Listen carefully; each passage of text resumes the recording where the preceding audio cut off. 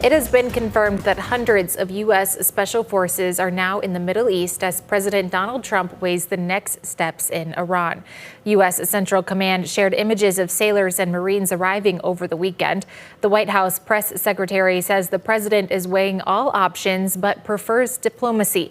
Meanwhile, fire erupted at an Israeli oil refinery today. Now, President Trump says the U.S. is making progress with discussions, but he says if a deal is not reached, the U.S. will obliterate all of Iran's electric generating plants, oil wells, and a key hub for the country's oil exports.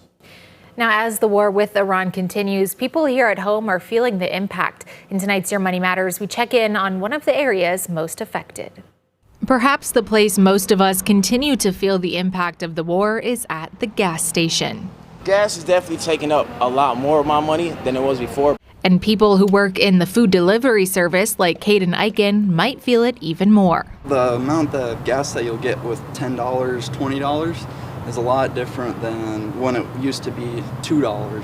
Yeah. So I mean, that's cutting into my profits and how much money I make and how far I can drive. The higher prices are due in part to the disruption of crude oil being transported through the Strait of Hormuz. Not only that, there's a number of different essential products out there also. And just to put this in context, it's the third major supply chain disruption that we've been experiencing. We had COVID a few years ago, and then we had Russia's invasion of Ukraine. And we learned from those previous two occasions that even a short blockage can really mess up the global supply chains. But this may be the big one. This may be a much bigger disruption. And it's unclear how long that disruption will last.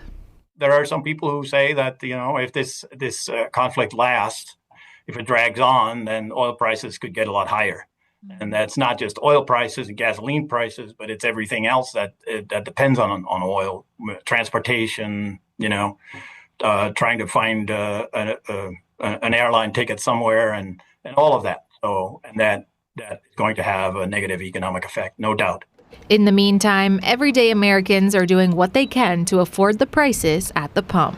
Whatever I need, right now I'm at half a tank, so I just put $10 in, get me around the city, get me the job. Farmers are also feeling the impact of the war, with disruptions in fertilizer also coming through the Strait of Hormuz. Vandersloot went much more in depth with us about the impacts the war is having on the economy and consumer spending. You can catch more of that conversation this Thursday at 6:30 during Your Money Matters More on KELOLAND Plus.